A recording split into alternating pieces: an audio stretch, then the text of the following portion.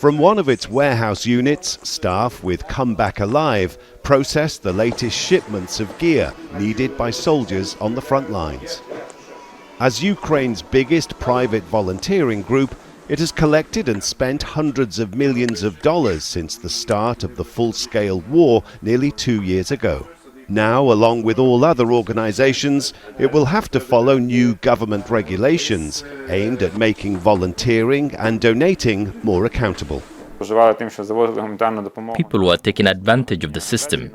Aid and military gear wasn't being tracked, and we didn't know if it was ending up in the right hands.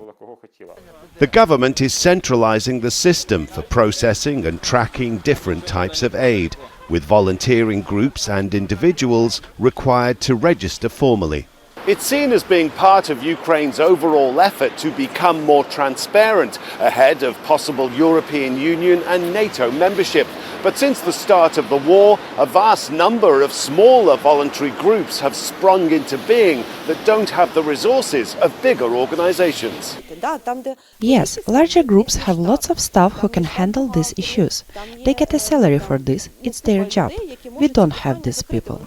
Smaller groups like this one say the new requirements will make the delivery of aid harder and slower.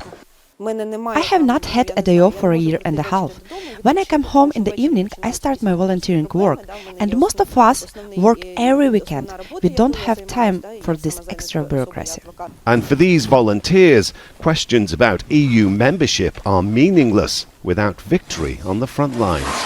Rob McBride, Al Jazeera, Kyiv. Make sure to subscribe to our channel to get the latest news from Al Jazeera.